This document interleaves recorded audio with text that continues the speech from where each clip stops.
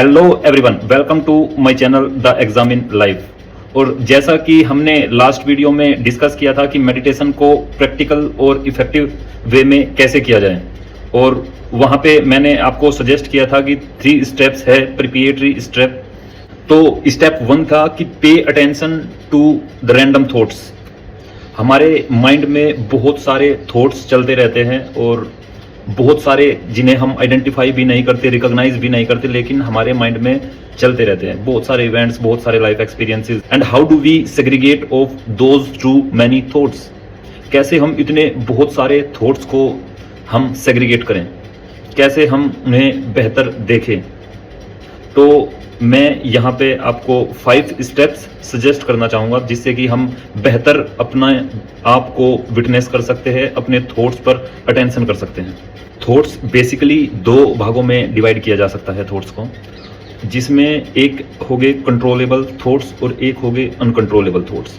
जो controllable thoughts हैं वो ऐसे थॉट्स होते हैं जहाँ पर हम किसी एक थॉट्स को, किसी एक आइडिया से हम ड्रिफ्ट करते हैं, हम उस आइडिया से दूर हटते हैं और हम धीरे धीरे थॉट्स के जाल में खोते हैं, धीरे धीरे थॉट्स के जाल में हम एंगेज होते हैं।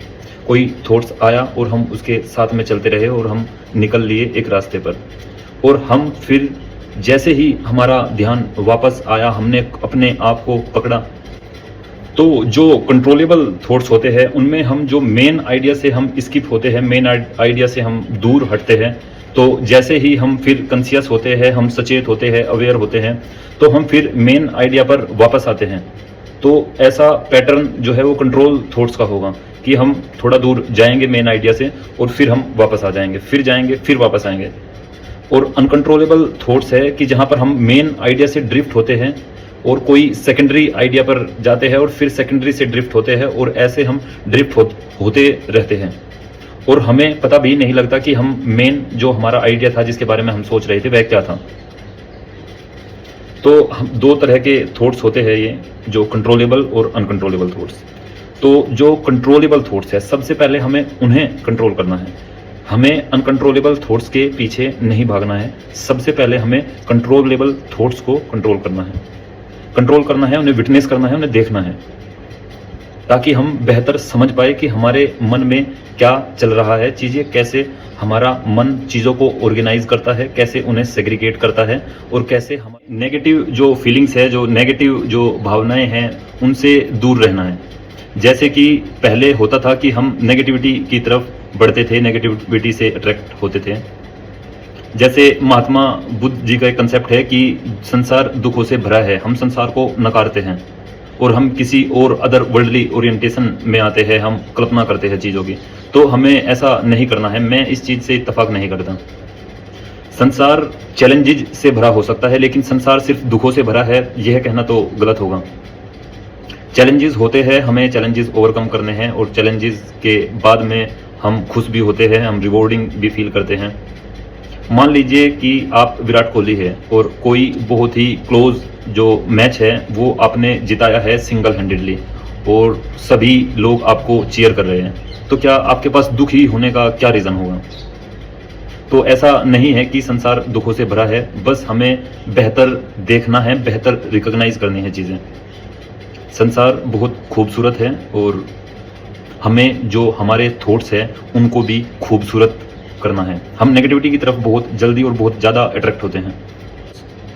आप एग्जिस्ट कर रहे हैं, नॉट योर थॉट्स। और हम मेडिटेशन तक का ये प्रोसेस, ये अटेंशन किसी थॉट्स पर, अपने माइंड को बेहतर देखने का ये process step by step break down करेंगे। इसके लिए ये 5 स्टेप्स मैं सजेस्ट करना चाहूँगा, और ये पर्सनल एक्सपीरियंस से मैंने महसूस किया है कि ये बहुत इफ़ेक्टिव होंगे अगर हम इन्हें प्रॉपर रूप से हम इन पर काम करेंगे। और उन 5 स्टेप्स में पहला स्टेप्स होगा कि हम अपने थॉट्स को as a observer, as a दृष्टा विटनेस करें। हमें अपने थॉट्स के साथ जाना नहीं है, फ्लो में बहना नहीं है, सिर्फ थॉट्स को एक जगह ऑब्जर्व करना है। मान लीजिए कि कोई दीवार है और दीवार में एक संकरा छेद है जिसमें आप बैठे हुए देख रहे हैं बाहर क्या चल रहा है, और बाहर एक रोड से चीज़ें गुजर रही हैं। ऐसे ही बिल्कुल हमारे थॉट्स गुजरते रहते हैं हमारे माइंड से, और हमें बैठकर उन्हें देखना है। हमें थॉट्स के साथ नहीं जाना है, हमें उनको आइडेंटिफाई नहीं करना है, उनको जज नहीं करना है, उन्हें इंटरफियर नहीं करना है। हमें बस सिंपली अपने थॉट्स को देखना है, ऑब्जर्व करना है और छोड़ देना है।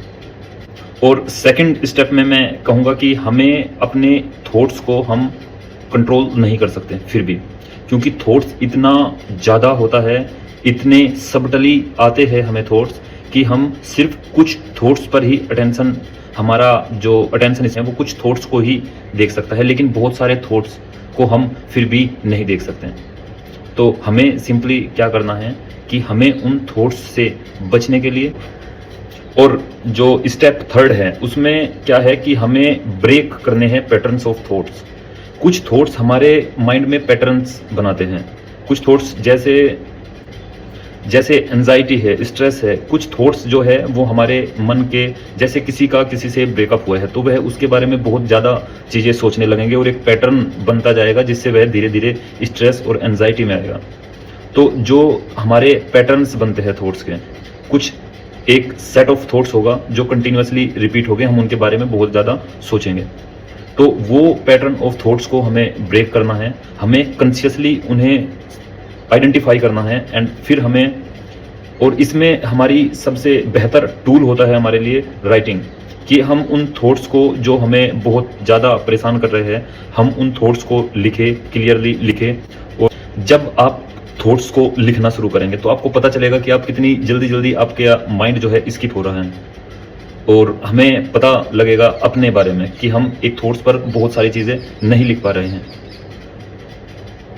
हमें एक आइडिया से खुद को कनेक्ट रखना है जब भी हमें लिखना है किसी एक चीज़ पर, और जब हम एक तरह के एक set of patterns of thoughts को हम कंटिन्यूअसली लिखते हैं तो लिखने में टाइम लगता है, और माइंड के पास में इतना टाइम नहीं होता, थॉट्स को इतना टाइम माइंड नहीं देता और लिखने में टाइम लगता है। तो राइटिंग एक बहुत बेहतर टूल है अपने माइंड को काम करने के लिए, अपने माइंड को बेहतर ग्रैप्स करने के लिए, ताकि हम थॉट्स पर, हमारा जो माइंड स्किप होता है वह स्लो हो और वह कंट्रोल्ड हो।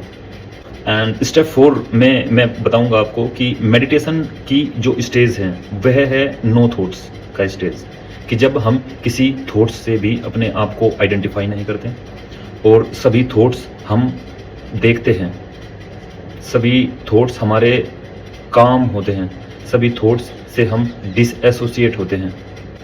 मेडिटेशन की स्टेज में हम थॉट्स से, अपने माइंड से जुड़े नहीं होते, हम डिसएसोसिएट होते हैं, डिटैच्ड होते हैं।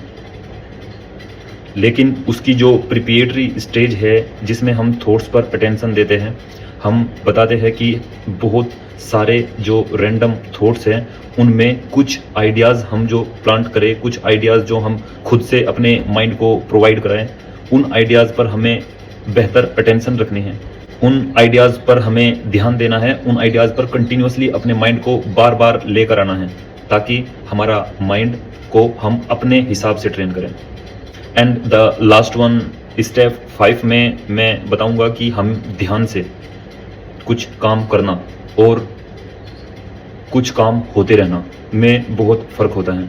जैसे जब हम सुनते हैं तो हम बहुत सारी चीज़ें सुन रहे हैं, हमें भी नहीं पता, बहुत सारी चीज़ें हम सुनते रहते हैं, हम ध्यान नहीं देते।